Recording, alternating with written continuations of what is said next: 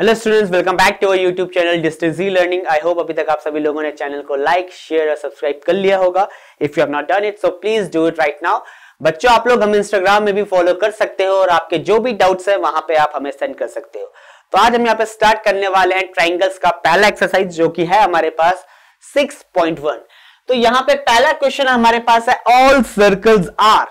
तो यहां पे मैं सर्कल्स को ड्रॉ कर रहा हूं बच्चों।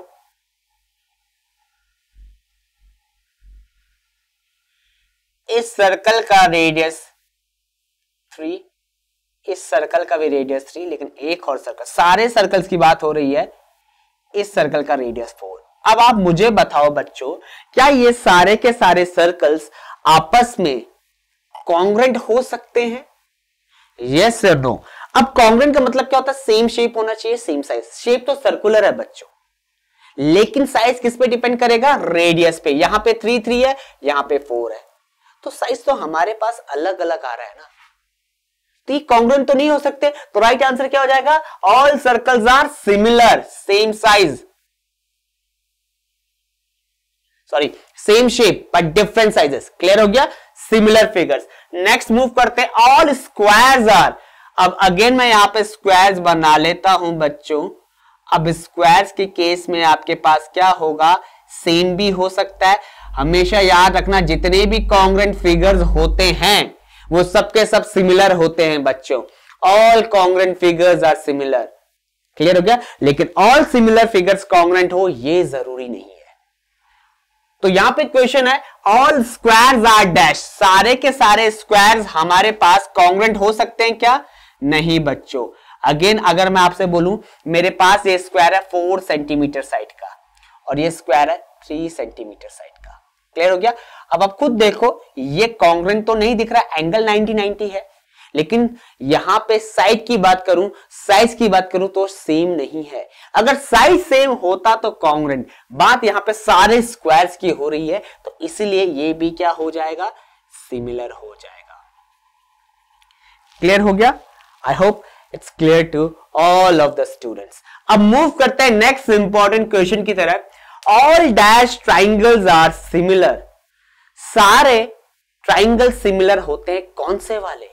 क्या इक्विलेटरल कह सकता हूं या आइसोसेलेस कह सकता हूं? अब इसका आंसर क्या होगा? ये भी थोड़ा सा इंटरेस्टिंग है बच्चों। अब आप इमेजिन करो बच्चों, इक्विलेटरल ट्राइंगल को, एक ट्राइंगल मैं आपके लिए यहां पे ड्रॉ कर रहा हूं और दूसरा ट्राइंगल मैं यहां पे आपके लिए ड्रॉ कर रहा हूं। ऑल सारे, ठीक है? तो पॉसिबल, एक पॉसिबल केस ले रहा हूं, ABC का और PQR का। तो ऑब्वियसली बात है, हमें यहां पे PQR साइज में बड़ा सा लग रहा है, लेकिन एक चीज दोनों ट्राइंगल्स में कॉमन है, दोनों में हर एक एंगल कितना होने वाला है? 60 डिग्री होने वाला है, क्योंकि दोनों के दोनों ट्राइंगल्स क्या हैं बच्चों? इक्विलेटरल है। ये तो बात हो गई करस्पॉन्डिंग एंगल्स की। अब बात करते हैं किसकी? रेशो की बच्चों। अगर मैं यहां पे बात करूं रेशो की, तो AB का वैल्यू अगर मैं 3 ले लूं तो ये भी 3, ये भी 3, और इसका वैल्यू अगर 5 ले लूं तो ये भी 5 और ये भी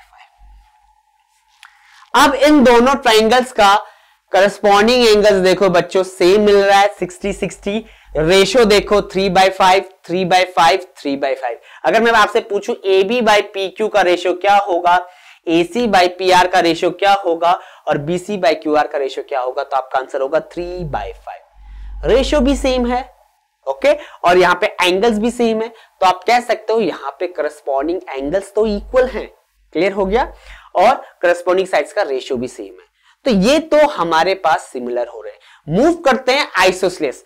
तो मैं यहां पे 2 ट्राइंगल्स ले लेता हूं आइसोसेलेस, 2 साइड्स इक्वल होंगी बच्चों, एक साइड अनइक्वल होगी, ABC। अगेन एक और ट्राइंगल ले लेता हूं PQR।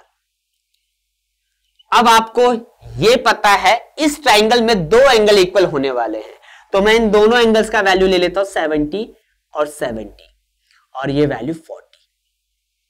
सिमिलरली आपको PQR में भी पता है 2 एंगल इक्वल होने वाले हैं, तो मैं इस वैल्यू को ले लेता हूं 80, 80, और ये वैल्यू ले लेता हूं 20। अब खुद देख के बताओ बच्चों, एंगल्स क्या मुझे इक्वल मिल रहे हैं? नहीं। ओके, हर कोई एंगल का डिफरेंट वैल्यू है, तो यहां पे आप दोनों आइसोसेलेस ट्रायंगल को सिमिलर नहीं कह सकते। हाँ, ये तब सिमिलर होंगे बच्चों जब आपके पास यहां पे दोनों एंगल 70 मिले। लेकिन यहां पे क्वेश्चन क्या कहा है, all dash triangles are similar. सारे के सारे कौन से ट्राइंगल होते हैं जो सिमिलर होते हैं, तो यहां पे आंसर आ जाएगा इक्विलैटरल। क्लियर हो गया बच्चों। मूव करते हैं नेक्स्ट क्वेश्चन की तरफ। To polygons of the same number of sides, यानी n की वैल्यू यहां पे 3, 4, 5 कुछ भी हो सकती है, okay, are similar if their corresponding angles are, अगर उनके करस्पॉन्डिंग एंगल्स क्या है बच्चों, इक्वल हैं। क्लियर हो गया। और साइड्स क्या है, प्रोपोर्शनल में है। करस्पॉन्डिंग साइड्स का वैल्यू सेम नहीं होता, वो किस में होती हैं, प्रोपोर्शनल में होती हैं, यानी रेशियो कांस्टेंट होता है। A B upon P Q का ratio B C upon Q R के बराबर होगा, जो आपके पास A C upon P R के बराबर होगा। क्लियर हुआ। मूव करते हैं नेक्स्ट क्वेश्चन पे। Give two different examples of pair of similar figure. अभी हमने दो देख लिए बच्चों। सिमिलर फिगर आप किस किस को कह सकते हो, square and rectangle, sorry equilateral triangle. ठीक है, सारे के सारे स्क्वायर और different examples of a pair of similar figure. तो दो एग्जांपल देने हैं मुझे, स्क्वायर एंड इक्विलैटरल ट्रायंगल।